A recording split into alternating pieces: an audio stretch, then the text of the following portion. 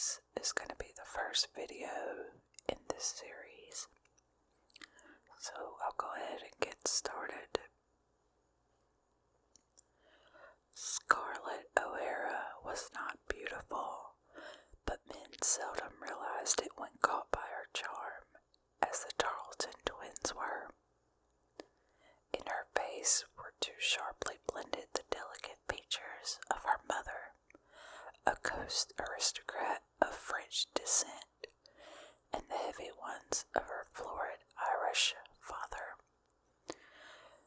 But it was an arresting face, pointed of chin, square of jaw. Her eyes were pale green without a touch of hazel, starred with bristly black lashes and slightly tilted at the ends. Above them, her thick black brows slanted upward, cutting a startling oblique line in her magnolia white skin. That skin so prized by southern women and so carefully guarded with bonnets, veils, and mittens against hot Georgia suns. Seated with Stuart and Brent Tarleton in the cool shade of the porch of Tara, her father's plantation, that bright April afternoon of 1861, she made a pretty picture. Her new green flowered muslin dress spread its 12 yards of billowing material over her hoops and exactly matched the flat-heeled green Morocco slippers her father had recently brought from her from Atlanta. The dress set off to perfection the 17-inch waist, the smallest in 3 counties, and the tightly fitting basque shirt breast well matured for her 16 years. But for all of the modesty of her spreading skirts, the demureness of hair knitted smoothly into a chicken, and the quietness of small white hands folded in her lap. Her true self was poorly concealed. The green eyes and the carefully sweet face were turbulent, willful, lusty with life, distinctly at variance with her decorous demeanor. Her manners had been imposed upon her by her mother's gentle admonitions and the sterner discipline of her mammy. Her eyes were her own. On either side of her, the twins lounged easily in their chairs, squinting at the sunlight through tall mint-garnished glasses as they laughed and talked. Their long legs, booted to the knee and thick with saddle muscles, crossed negligently. 19 years old, 6 feet 2 inches tall, long of bone and hard of muscle, with sunburned faces and deep auburn hair, their eyes merry and arrogant, their bodies clothed in identical blue coats and mustard-colored breeches. They were as much alike as 2 balls of cotton.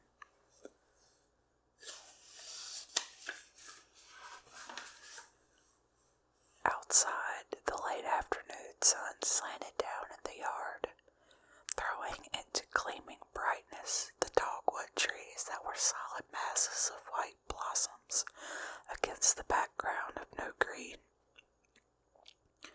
The twins' horses were hitched in the driveway, big animals, red as their master's hair, and around the horses' legs quarreled the pack of lean, nervous possum hounds that accompanied Stuart and Brent wherever they went. A little aloof, as became an aristocrat, lay a black spotted carriage dog, muzzle on paws, patiently waiting for the boys to go home to supper. Between the hounds and the horses and the twins was a kinship deeper than that of their constant companionship. They were all healthy, thoughtful, thoughtless young animals, sleek, graceful, high-spirited. The boys as meddlesome as the horses they rode, meddlesome and dangerous, but withal sweet-tempered to those who knew how to handle them. Although born to the ease of plantation life, waited on hand and foot since infancy, the faces of the three on the porch were neither slack nor soft. They had the vigor and alertness of country people who have spent all their lives in the open and troubled their heads very little with dull things and books. Life in the North Georgia county of Clayton was still new and, according to the standards of Augusta, Savannah, and Charleston, a little crude. The more sedate and older selections of the South looked down their noses at the up-country Georgians, but here in North Georgia, a lack of the niceties of classical education carried no shame, provided a man was smart in the things that mattered. And raising good cotton, riding well, shooting straight, dancing lightly, squiring the ladies with elegance, and carrying one's liquor like a gentleman were the things that mattered. In the accomplishments the twins excelled, and they were equally outstanding in their notorious inability to learn anything contained between the covers of books. Their family had more money, more horses, more slaves than anyone else in the county, but the boys had less grammar than most of their poor cracker neighbors. It was for this precise reason that Stewart and Brent were idling on the porch of Tara this April afternoon. They had just been expelled from the University of Georgia, the fourth university that had thrown them out in 2 years, and their older brothers, Tom and Boyd, had come home with them because they refused to remain in an institution where the twins were not welcome. Stewart and Brent considered their latest expulsion a fine joke, and Scarlett, who had not willingly opened a book since leaving the Fayetteville Female Academy the year before, thought it was just as amusing as they did. "I know you don't care about being expelled, or Tom either," she said. "But what about Boyd? He's kind of set on getting an education, and you two have pulled him out of the University of Virginia and Alabama and South Carolina, and now Georgia.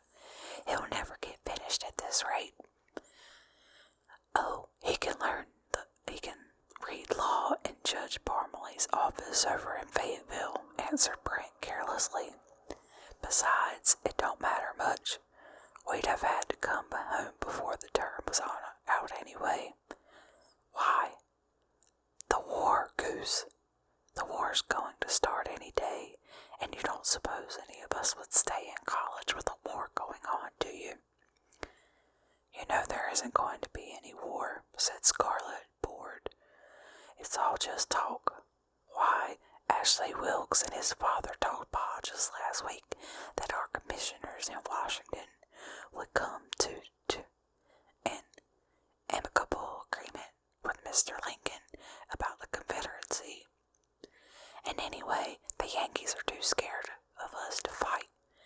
There won't be any war, and I'm tired of hearing about it."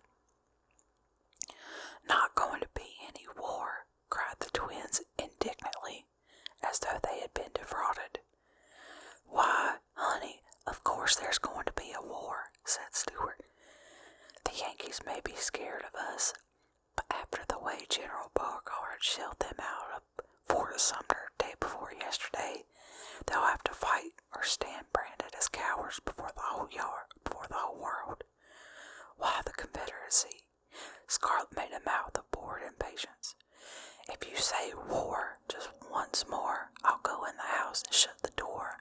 I've never gotten so tired of any one word in my life as war. Unless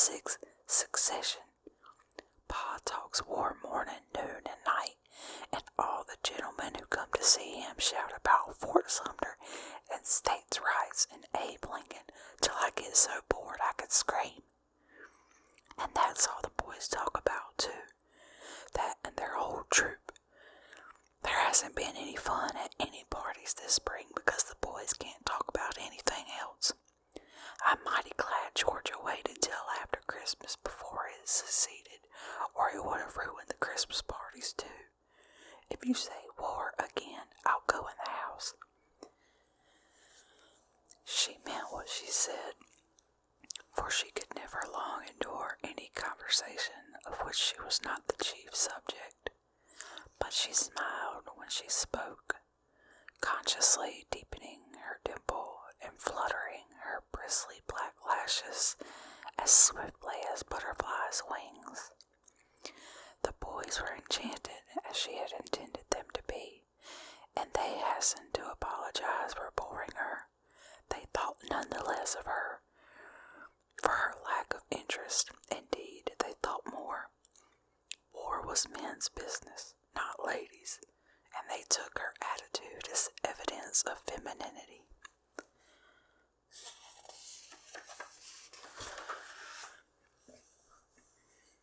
Having maneuvered them away from the boring subject of war, she went back with interest to their immediate situation.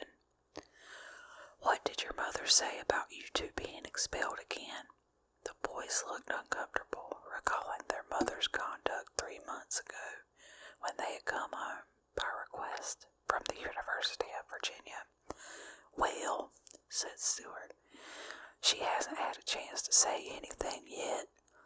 Tom and us left home early this morning before she got up, and Tom's laying out over at the Fonties while we came over here. Didn't she say anything when you got home last night? We were in luck last night. Just before we got home, that new stallion Ma got in Kentucky last month was brought in, and the place was in a stew. The big brute, he's a grand horse, Scarlet. You must tell your pa to come over and see him right away. He'd already bitten a hunk out of his groom on the way down here, and he'd trampled two of Ma's darkies, who met the train at Jonesboro, and just before we got home, he'd about kicked the stable down and half killed Strawberry, Ma's old stallion.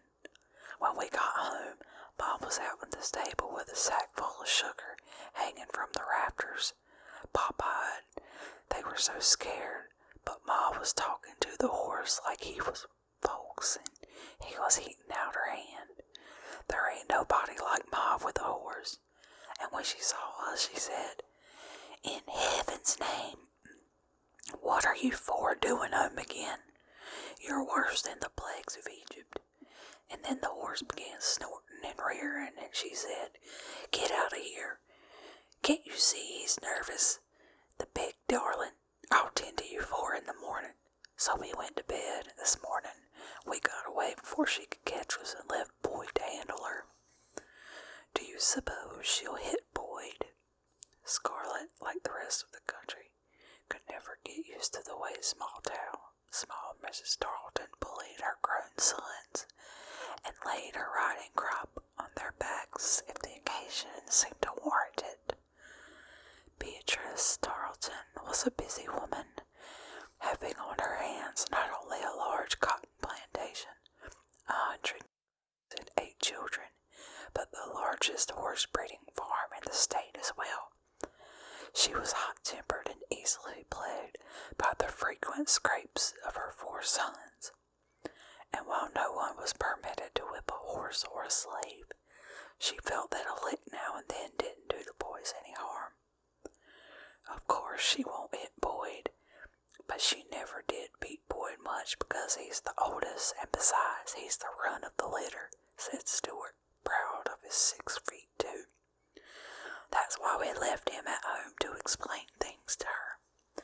God almighty, Ma ought to stop licking us. We're 19 and Tom's 21, and she acts like we're 6 years old. Will your mother ride the new horse to the Wilkes barbecue tomorrow? She wants to, but Pa says she's too dangerous, And anyway, the girls won't let her. They said they were going to have her go to one party, at least like a lady, riding in the carriage. I hope it doesn't rain tomorrow, said Scarlet. It's rained nearly every day for a week.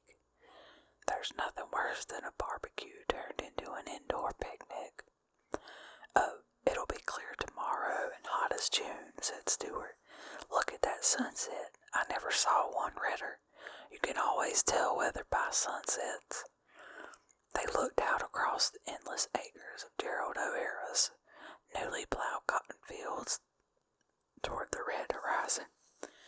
Now that the sun was setting in a welter of crimson behind the hills across Flat River, the warmth of the April day was ebbing into a faint but balmy chill. Spring had come early that year, with warm, quick rains and sunning frothing of pink beech blossoms and dogwood dappling with white stars, the dark river swamp, and far-off hills. Already the plowing was nearly finished, and the bloody gory of the sunset colored the fresh-cut furrows of red Georgia clay to even redder hues. The most hungry earth, waiting upturned for the cotton seeds, showed pinkish on the sandy tops of furrows. Vermilion and scarlet and maroon where shadows lay along the sides of the trenches. The whitewashed brick plantation house seemed an island set in a wild red sea. A sea of spiraling, curving crescent billows petrified suddenly at the moment when the pink-tipped waves were breaking into surf. For here were no long straight furrows such as could be seen in the yellow clay fields of the flat middle Georgia country, or in the lush black earth of the coastal plantations. The rolling foothill country of North Georgia was plowed in a million curves to keep the rich earth from washing down into the river bottoms. It was a savagely red land, blood-colored after rains, brick dust and droughts, the best cotton land in the world. It was a pleasant land of white houses, peaceful plowed fields and sluggish yellow rivers, but a land of contrasts, of bright sun glare and densest shade. The plantation clearings and miles of cotton fields smiled up to a warm sun, placid, complacent. At their edges rose the virgin forest, dark and cool even in the hottest noons, mysterious, a little sinister. The sawing pines seemed to wait with an age-old patience, to threaten with soft sighs. Be careful, we had you once, we can take you back again. To the ears of the three on the porch came the sounds of hooves.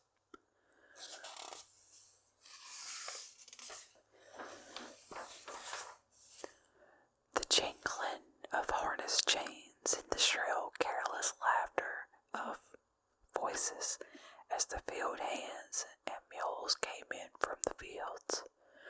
From within the house floated the soft voice of Scarlett's mother, Ellen O'Hara, as she called to the little black girl who carried her basket of keys.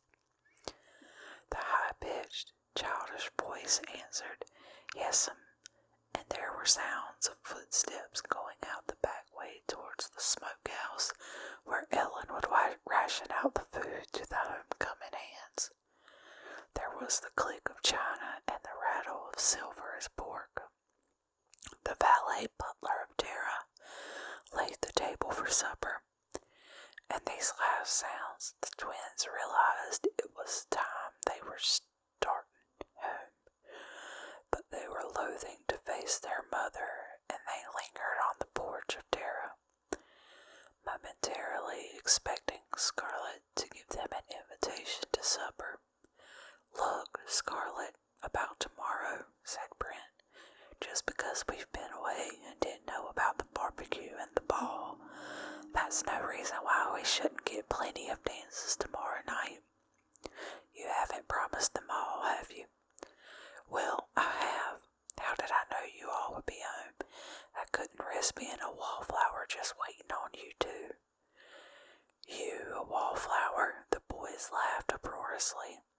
Look, honey, you've got to give me the first waltz, and Stu the last one, and you've got to eat supper with us.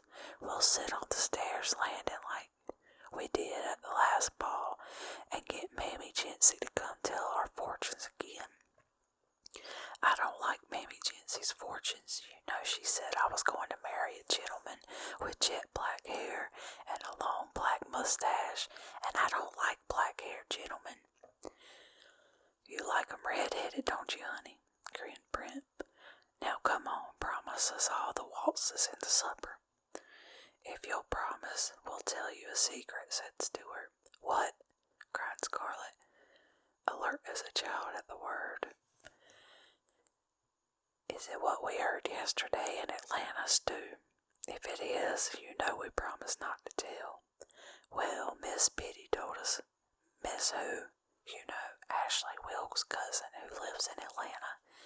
Miss Biddy Pat Hamilton, Charles and Melanie Hamilton's aunt. I do, and a sillier old lady I never met in all my life.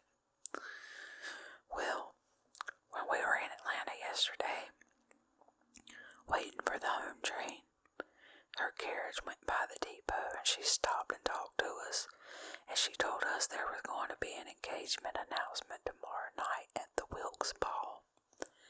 Oh, I know about that, said Scarlet in disappointment. That silly nephew of hers, Charlie Hamilton, and Honey Wilkes, everybody's known for years that they'd get married sometime, even if she did seem kind of lukewarm about it. Do you think he's silly? Questioned Brent. Last Christmas you sure let him buzz around you plenty. I couldn't help him buzzing, Scarlet shrugged negligently. I think he's an awful sissy. Besides, it isn't his engagement that's going to be announced, said Stuart triumphantly. It's Ashley's to Charlie's sister, Miss Melanie. Scarlet's face did not change, but her lips went white like a person who has received a stunning blow without warning, and who, in the first moments of shock, does not realize what has happened. So still was her face as she stared at Stuart that he, never analytic, took it for granted that she was merely surprised and very interested. Miss Biddy told us they hadn't intended announcing it till next year because Miss Millie hasn't been doing very well.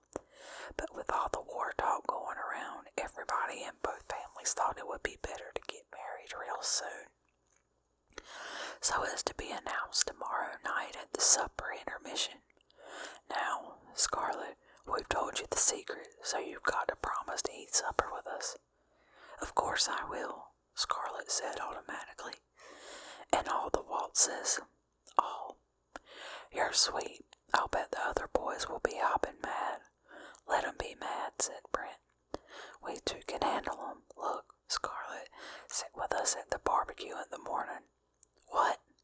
Stuart repeated his request. Of course. The twins looked at each other jubilantly, but with some surprise, although they considered themselves Scarlet's favorite suitors. They had never been gained tokens of this favor so easily. Usually she made them beg and plead, while she put them off, refusing to give a yes or no answer, laughing if they sulked, growing cool if they became angry. And here she had practically promised them the whole of tomorrow, seats by her at the barbecue, all the waltzes, and they'd see to it that she danced for all waltzes, and the supper intermission. This was worth getting expelled from the university. Filled with new enthusiasm by their success, they lingered on, talking about the barbecue and the ball and Ashley Wilkes and Melanie Hamilton, interrupting each other, making jokes, and laughing at them, hinting broadly for invitations to supper. Some time had passed before they The atmosphere had somehow changed. Just how, the twins did not know, but the fine glow had gone out of the afternoon. Scarlet seemed to be paying little attention to what they said, although she made the correct answers. Sensing something they could not understand, baffled and annoyed by it, the twins struggled along for a while, and then rose reluctantly, looking at their watches. The sun was low across the new plowed fields, and the tall woods across the river were looming blackly in silhouette.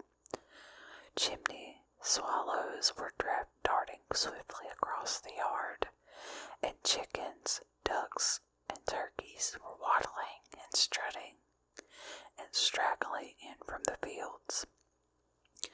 Stewart bellowed, "James!" and after an interval, a tall black boy of their own age ran breathlessly around the house and out towards the tethered horses. James was their body servant and, like the dogs, accompanied them everywhere. He had been their childhood playmate and had been given to the twins for their own on their 10th birthday. At the sight of him, the Tarleton hounds rose up out of the red dust and stood waiting expectantly for their master. The boys bowed, shook hands, and told Scarlet they'd be over at the Wilkses early in the morning, waiting for her. Then they were off down the walk at a rush, mounted their horses, and, followed by Jeans, went down the avenue of cedars at a gallop, waving their hats and yelling back to her. When they had rounded the curve of the dusty road that hid them from Tara, Brent drew his horse to a stop under a clump of dogwood. Stewart halted, too, and the darky boy pulled up a few paces behind them. The horses, feeling slack reins, stretched down their necks to crop the tender spring grass, and the patient hounds lay down again in the soft red dust and looked up longingly at the chimney swallows circling in the gathering dusk. Brent's wide, ingenious face was puzzled and mildly indignant. "Look," he said, "don't it look like she would have asked us to stay for supper?" "I thought she would," said Stewart. "I kept waiting for her to do it, but she didn't. What do you make of it?" "I don't make anything of it, but it just looks to me like she might have. After all, it's our first day home and she hasn't seen us in quite a spell, and we had lots more things to tell her. It looked to me like she was mighty glad to see us when we came. I thought so too. And then about a half hour ago, she got kind of quiet, like she had a headache. I noticed that, but I didn't pay it any mind then. What do you suppose ailed her?" "I don't know. Do you suppose we said something that made her mad?" They both thought for a minute. "I can't think of anything. Besides, when Scarlet gets mad, everybody knows it. She don't hold herself in like some girls do." "Yes, that's what I like about her. She don't go around being cold and hateful when she's mad. She tells you about it. But it was something we did or said that made her shut up talking and look sort of sick. I could swear she was glad to see us when we came and was aiming to ask us to supper. You don't suppose it's because we got expelled?" "Hell no, don't be a fool. She laughed like everything when we told her about it, and besides, Scarlet don't set any more store by book learning than we do." Brent turned in the saddle and called to the groom, "James, sir, you heard what we were talking to Miss Scarlet about?" "No, sir, Miss Brent. How come you think I be spying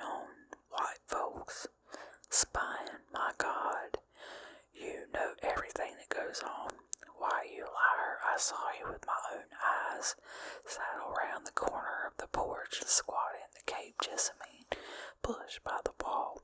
Now, did you hear us saying anything that might have made Miss Scarlet mad or hurt her feelings? Thus appealed to, James gave up further pretense of not having overheard the conversation and furrowed his brow. No, sir, ain't didn't notice y'all say anything to make her mad. Look to me like she should be so glad to see you, and so had missed you, and she along happy as a bird.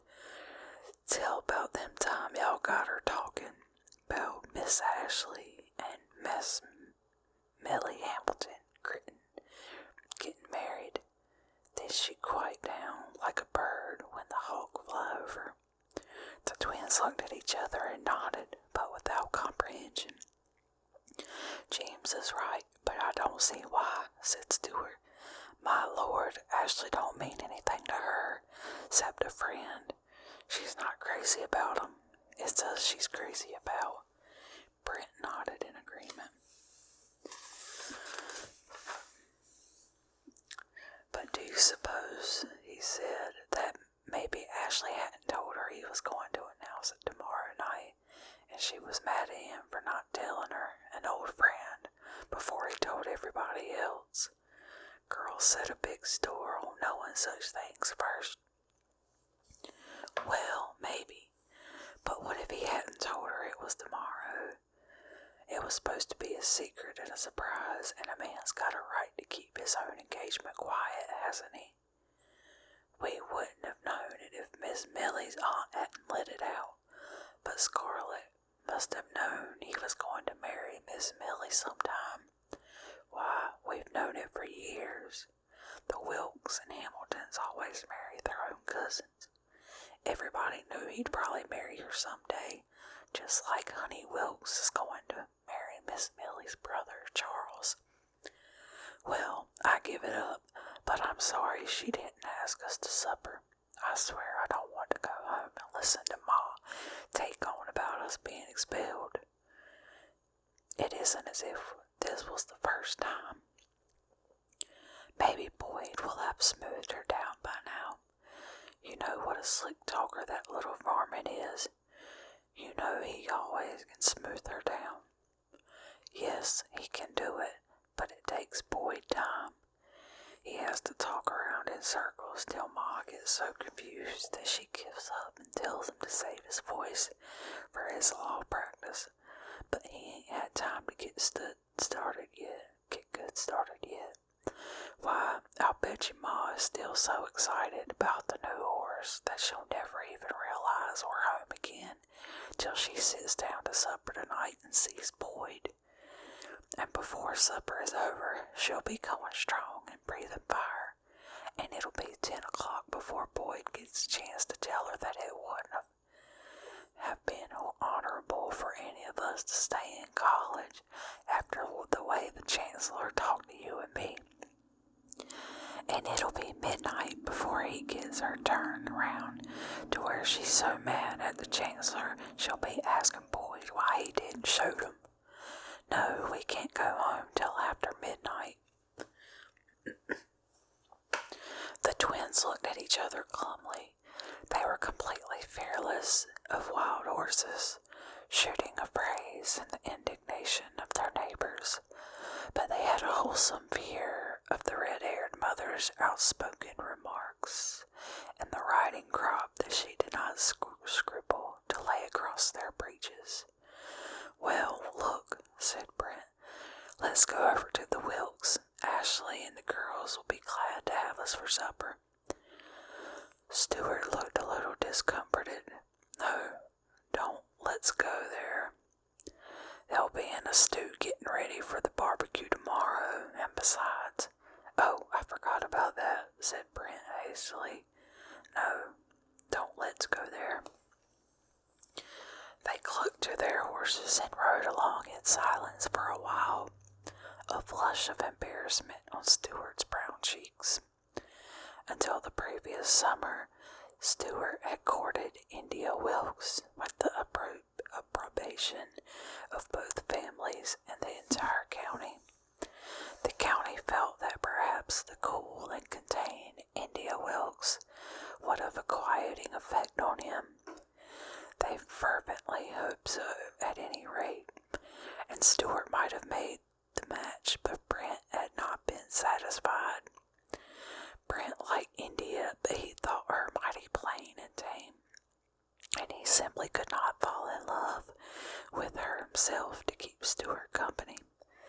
That was the first time the twins' interests had ever diverged, and Brent was resentful of his brother's attentions to a girl who seemed to him not at all remarkable.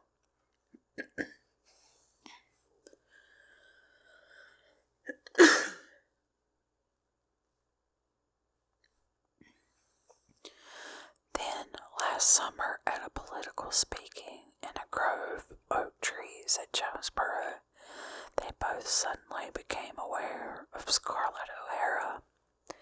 They had known her for years, and since their childhood, she had been a favorite playmate, for she could ride horses and climb trees almost as well as they. But now, to their amazement, she had become a grown-up young lady, and quite the most charming one in all the world. They noticed for the first time how her green eyes danced, how deep her dimples were when she laughed, how tiny her hands and feet, and what a small waist she had. Their clever remarks sent her into merry peals of laughter, and, inspired by the thought that she considered them a remarkable pair, they fairly outdid themselves. It was a memorable day in the life of the twins.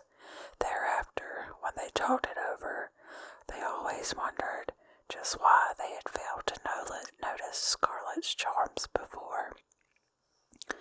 They never arrived at the correct answer, which was that Scarlett on that day had decided to make them notice. She was constitutionally unable to endure any man being in love with any woman not herself, and the sight of India Wilkes and Stuart at the speaking had been too much for her predatory nature.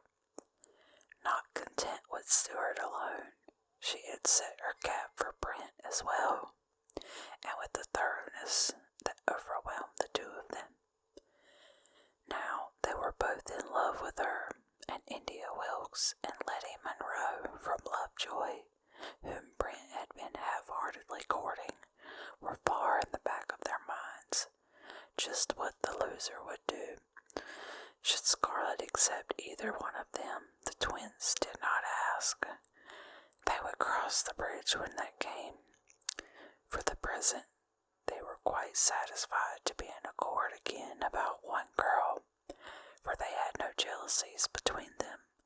It was a situation which interested the neighbors and annoyed their mothers, who had no liking for Scarlett.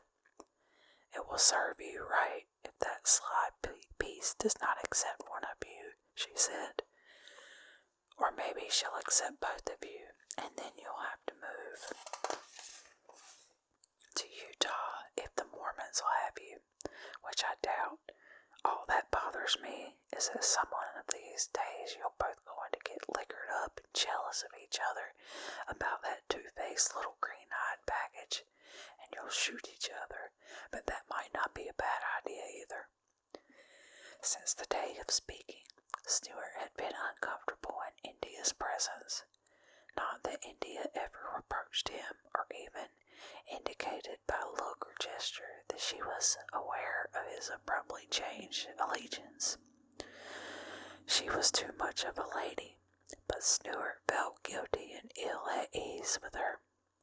He knew he had made India love him, and he knew that she still loved him, and deep in his heart he had the feeling that he had not played the gentleman. He still liked her tremendously and respected her for her cool good breeding, her book learning, and all the sterling qualities she possessed. But, damn it, she was just so pallid and uninteresting, and always the same. Scarlet's bright, unchangeable charm. You always knew where you stood with India, and you never had the slightest notion with Scarlet. That was enough to drive a man to distraction, but it had its charm. Well, let's go over to Kate Calvert's and have supper. Scarlet said Kathleen was home from Charleston. Maybe she'll have some news about Fort Sumter that we haven't heard. Not Kathleen. I'll lay you two to one she didn't even know the fort was out there in the harbor, much less that it was full of Yankees until we shelled them out. All she'll know about is the balls she went to and the bows she collected. Well, it's fun to hear her gabble, and it'll be somewhere to hide out till Ma's gone to bed. Well, hell, I like Kathleen. She is fun, and I'd like to hear about Caro Rhett and the rest of the Charleston folks. But I'm damned if I can stand sitting through another meal with that Yankee stepmother of hers. Don't be too hard on her, Stewart. She means well. I'm not being hard on her. I feel sorry for her, but I don't like people. I've got to feel sorry for her. And she fusses around so much trying to do the right thing and make you feel at home that she always manages to say and do just exactly the wrong thing.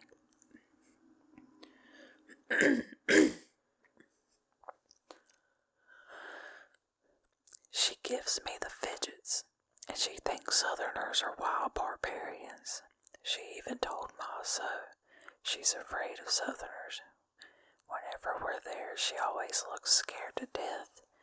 She reminds me of a skinny hen perched on a chair, her eyes kind of bright and blank and scared, all ready to flap and squawk at the brightest move anybody will make.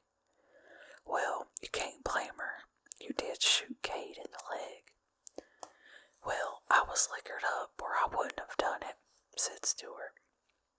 And Kate never had any hard feelings. Neither did Kathleen or Rayford or Mr. Calvert. It was just that Yankee stepmother who squalled and said I was a wild barbarian and decent people weren't safe around uncivilized Southerners. Well, you can't blame her. She's a Yankee and ain't got very good manners. And after all, you did shoot him and he is her stepson. Well, that's no excuse for insulting me. You are Ma's own blood, son. But did she take on that time Tony Fontaine shot you in the leg? No. She just sent for old Doc Fontaine to dress it and asked the doctor what ailed Tony's aim. Said she guessed liquor was spoiling his marksmanship. Remember how mad that made Tony? Both boys yelled with laughter. Ma's scared, said Brent with loving approval. You can always count on her to do the right thing and not embarrass you in front of folks. Yes, but she's mighty liable to talk embarrassing in front of Father and the girls when we get home tonight, said Stewart gloomily. Look, Brent, I guess this means we don't go to Europe. You know, Mother said if we got expelled from another college, we couldn't have our grand tour. Well, hell, we don't care, do we? What is there to see in Europe? I'll bet those foreigners can't show us a thing we haven't got right here in Georgia. I'll bet their horses aren't as fast as their girls are as pretty. And I know damn well they haven't got any rye whiskey that can touch Father's. Ashley Wilkes said they had an awful lot of scenery and music. Ashley liked Europe. He's always talking about it. Well, you know how the Wilkes are. They are kind of queer about music and books and scenery. Mother says it's because their grandfather came from Virginia. She says Virginians sit quiet as store by such things. They can have 'em. Give me a good horse to ride and some good liquor to drink and a good girl to court and a bad girl to have fun with, and anybody can have their Europe. What do you care? What do we care about missing the door? Suppose we were in Europe now, with the war coming on. We couldn't get home soon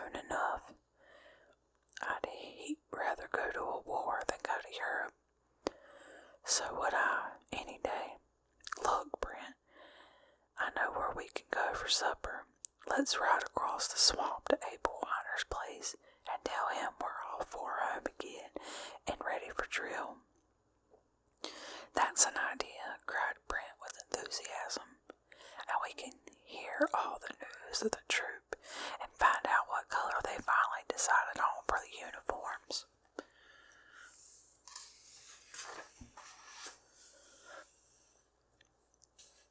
"If it's so, I'm damned if I'll go into that troop. I'll feel like a sissy in those baggy red pants. They look like ladies' red flannel drawers to me. Is y'all aiming to go to Miss Weiner's? 'Cause if you is, you ain't gon' get much supper," said James. "They cook done died, and they ain't bought a new one. They got a feeling cooking, and tells me she is the worst cook in the state. Good God, why don't they buy another cook? How come po' white trash buy? They ain't never owned mofo at the most." There was frank contempt in Jim's voice. His own social status was assured because the Tarletons owned 100, and, like all slaves of large planters, he looked down on small farmers whose slaves were few. "I'm going to beat your hide off for that," cried Stewart fiercely. "Don't you call Abel Widener poor white? Sure, he's poor, but he ain't trash, and I'm damned if I'll have any man, dark or white, throwing off on him. There ain't a better man in the county, or why else did the troop elect him lieutenant?" "I ain't never figured that out myself," replied James, undisturbed by his master's scowl. "Look, dear me, like they'd lacked all officers from rich Jim up instead of small but trash." "He ain't trash. Do you mean to compare him with real white trash like the Slatterys?" Abel just ain't rich. He's a small farmer, not a big planter. And if the boys thought enough of him to elect him lieutenant, then it's not for any dark to talk imprudent about him. The troop knows what it's doing." The troop cavalry had been organized 3 months before, the very day that Georgia seceded from the Union, and since then the recruits had been whistling for war. The outfit was as yet unnamed, though not for want of suggestions. Everyone had his own idea of that subject and was loath to relinquish it, just as everyone had ideas about North Georgia hussars, Zoobs, the inland rifles, although the troop was to be armed with pistols, sabers, and bowie knives, and not with rifles. The Clayton Grays, the Blood of Thunderers, the Rough and Readies, all had been adherents. Until matters were settled, everyone referred to the organization as the troops, and despite the high-sounding name finally adopted, they were known to the end of their usefulness simply as the troop. The officers were elected by the members, for no one in the county had had any military experience except a few veterans of the Mexican and Somali wars, and besides, the troop would have scorned a veteran as a leader if they had not personally liked him and trusted him. Everyone liked the 4 Tarleton boys and the 3 Fontaines, but regretfully refused to elect them, because the Tarletons got liquored up too quickly and liked to skylark, and the Fontaines had such quick, murderous tempers. Ashley Wilkes was elected captain because he was the best rider in the county, and because his cool head was counted on to keep some semblance of order. Rayford Calvert was made first lieutenant because everybody liked Rafe, and Abel Winder, son of a swamp trapper, himself a small farmer, was elected second lieutenant. Abel was a shrewd, grave giant, illiterate kind of heart, older than the other boys, and with as good or better manners in the presence of ladies. There was little snobbery in the troop. Too many of their fathers and grandfathers had come up to wealth from the small farmers' class for that.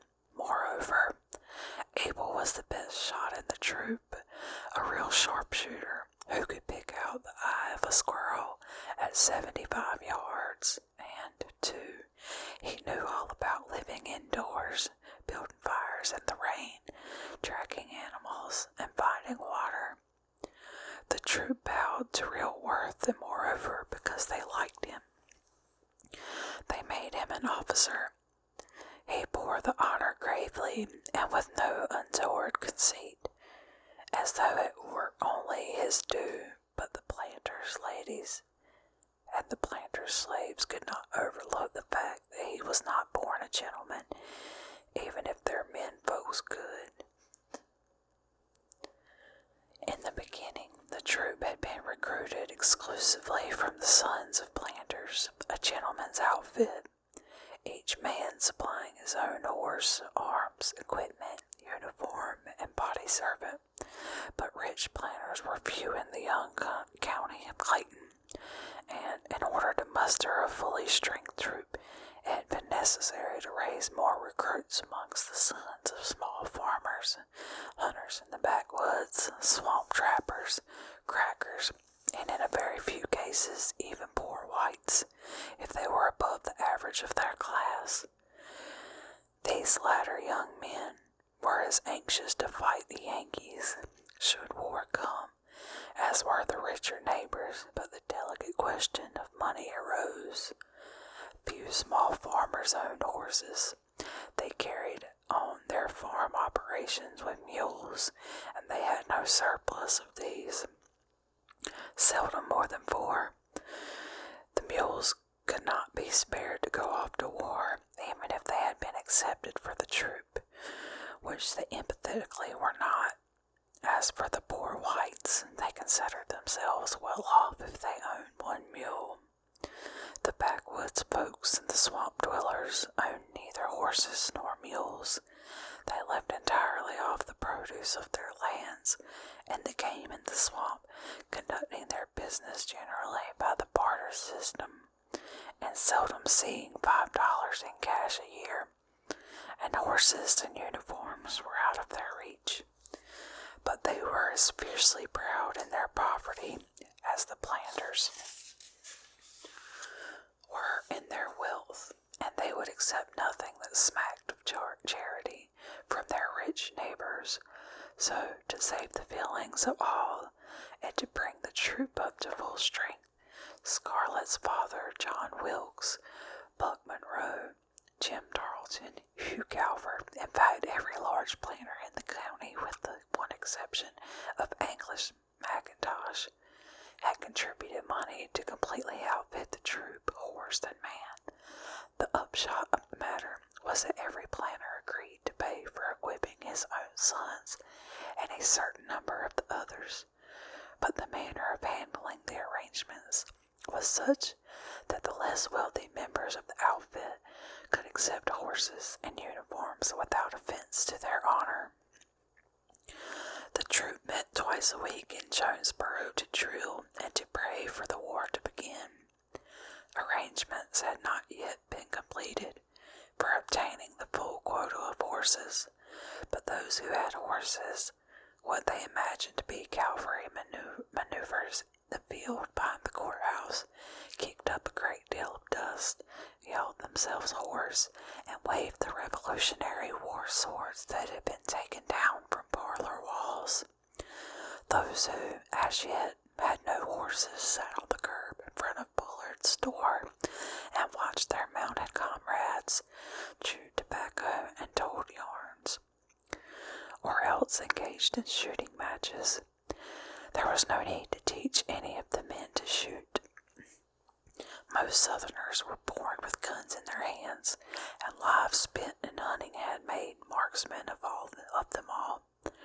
From planters' homes and swamp cabins, a varied array of firearms came to each muster.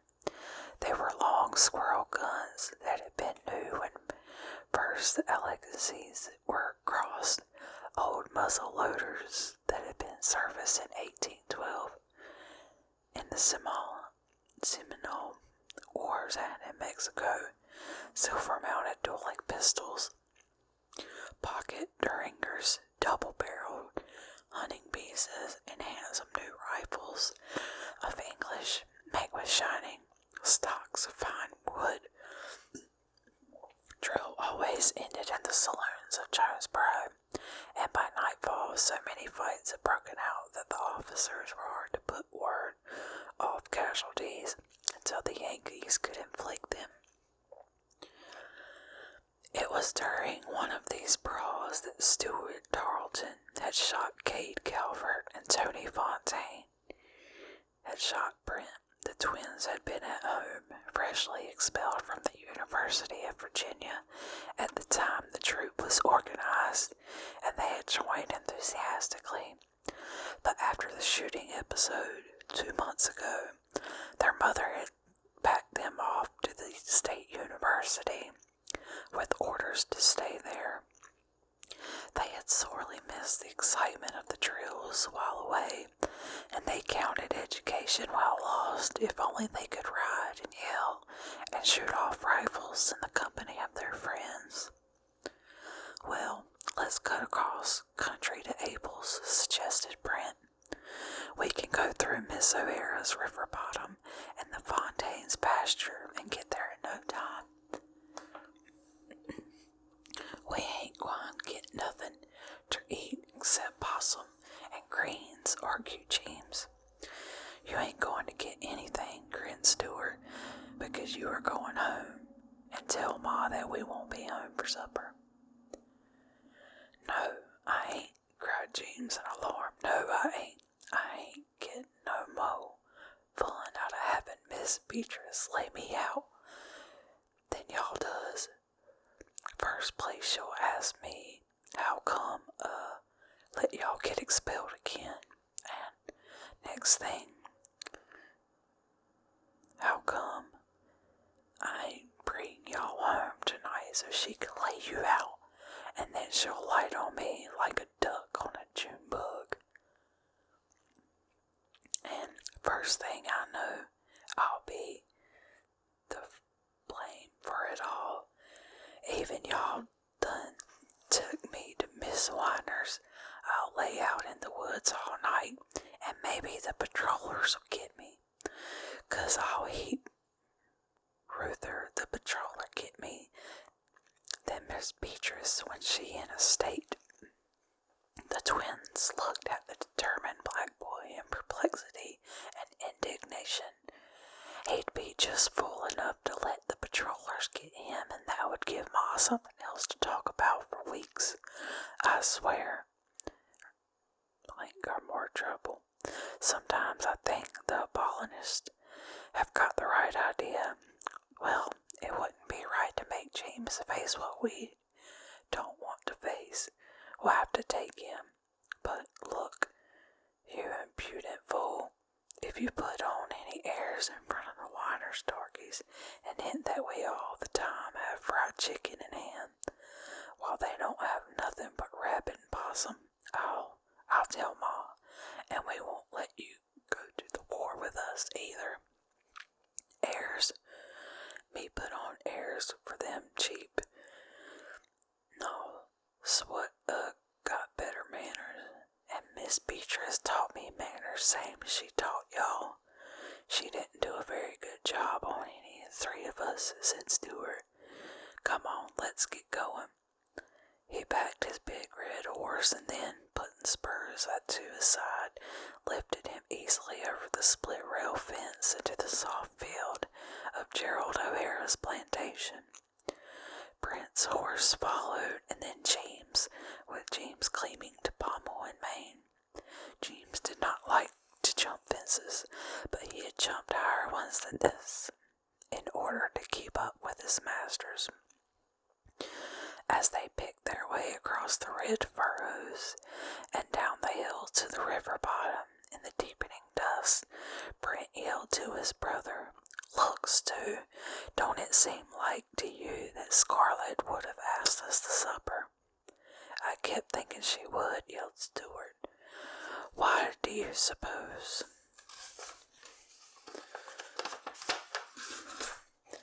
Okay, looks like this is a good stopping point. We will pick back up with chapter 2 in the next video in this series. Thank you so much for listening. Please subscribe to the channel if you want to see more videos from me. Thank you. Have a good night.